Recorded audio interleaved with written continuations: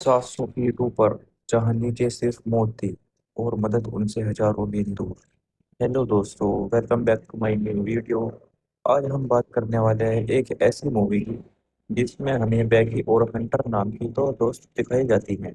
दोनों को ऊंचाइयों का शौक था, लेकिन बैगी के लिए ये एक शौक नहीं था। वो अपने पति की मौत के बाद अंदर से टूट चुकी थी। उसका दर्द इतना गहरा था कि वो अपनी जिंदगी से भी दूर होती जा रही थी। तभी उसकी दोस्त हंटर उसे एक खतरनाक आइडिया देती है। एक पुराना जंग लगा हुआ टीवी टावर जो जमीन से करीब 2000 फीट ऊपर था। हंटर चाहती थी कि बैगी अपने डर का सामना करे और बैगी अपने दर्द से भागना चाहती थी। इसलिए दोनों उस सुनसान टावर पर चढ़ना शुरू कर देती हैं। शुरुआत में सब एक एडवेंचर जैसा लग रहा था। सब कुछ नॉर्मल चल रहा था। हवाएं तेज थी और नीचे की दुनिया बहुत छोटी दिखाई दे रही थी और वह दोनों हंसते हुए ऊपर पहुंच जाती हैं। लेकिन बैकी को ऊंचाई से डर लगने लगा था। हंटर उसे भरोसा दिलाती है कि यह सिर्फ एक पुराना टावर है और वह दोनों आगे बढ़ती हैं। वह टावर के सबसे ऊपर पहुंच जाती है। वहां पहुंचकर हंटर बैकी से कहती है कि वो अपने डर का सामना करे। फिर बैकी एक हाथ छोड़कर उस टावर से लटक जाती है। हंटर भी बैकी का डर दूर करने के लिए उस टावर से लटक जाती है और अपना कैमरा निकालकर फोटोज लेने लगती हैं। सब कुछ नॉर्मल चल रहा होता है, लेकिन अचानक नीचे की पुरानी सीढ़ी टूटकर गिर जाती है और हंटर बैकी को बचाने की पूरी कोशिश करती है। हंटर बैकी को रस्सी से ऊपर खींच लेती है। अब उनके नीचे सिर्फ खाली हवा थी, ना ही नीचे उतरने का रास्ता, ना आसपास कोई इंसान और ना ही फोन में नेटवर्क था। अब वह दोनों आसमान और मौत के बीच फंस चुकी थी। शुरुआत में उन्हें लगता है कि कोई ना कोई उन्हें बचाने जरूर आएगा, लेकिन वहां कोई भी नहीं था। फिर अचानक बहुत दूरी पर उन्हें एक आरवी दिखाई देती है, लेकिन उन दोनों की आवाज वहां तक नहीं पहुंच पाती।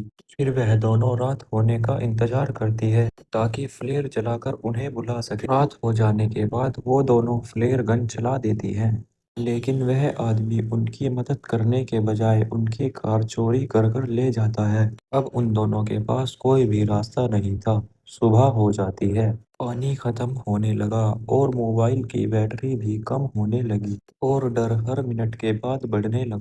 फिर बैगी थोड़ा दिमाग लगाकर रस्सी के सहारे नीचे उतरने की कोशिश करती है। फिर वह टावर से थोड़ा नीचे उतरती है जहां उनका बैग गिर गया था। वह उस जगह पर उतर जाती है और अपने बैग को उठाती है। बैग उठाने के बाद वह वापस ऊपर जाने की कोशिश करती है, लेकिन हंटर का हाथ रस्सी तक नहीं पहुंच पाता। वह किसी तरह उस रस्सी को पकड़ लेती है और बैगी उसे ऊपर खींचने लगती है। बैगी हंटर को धीरे धीरे ऊपर खींचती है, लेकिन उस बैग में उन्हें थोड़ा खाना और पानी के अलावा कुछ भी नहीं मिलता। उनके मोबाइल की बैटरी बिल्कुल खत्म हो चुकी थी। उन्हें किसी तरह अपने मोबाइल की बैटरी चार्ज करनी थी। उनके पास सिर्फ एक ही रास्ता था, ऊपर चढ़कर टावर के बल्ब से मोबाइल की बैटरी चार्ज करना। बैगी हिम्मत दिखाकर ऊपर चढ़ जाती है और मोबाइल की बैटरी भी चार्ज कर लेती है। लेकिन तभी एक गिद्ध आकर उन्हें परेशान करने लगता है। वह बैगी को नीचे गिराने की कोशिश करता है। ऊपर फंसे फंसे बैगी को अपने पति की याद आने लगती है। समय बीतता गया और उन दोनों की उम्मीद भी खत्म होने लगी। वह अपने ड्रोन से मदद बुलाने की कोशिश करती है, लेकिन वह दोनों असफल रहती हैं।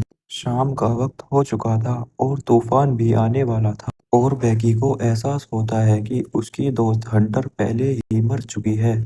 बैगी की दिमागी हालत खराब हो चुकी थी।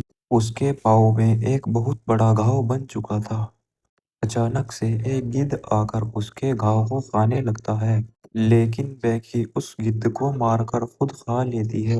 अब बैगी के पास सिर्फ दो रास्ते थे, या तो वो वहीं बैठकर मर जाए या फिर जिंदगी के लिए एक और बार लड़े। वह रस्सी के सहारे नीचे उतरती है, जहां उसकी दोस्त बैकी की लाश मौजूद थी।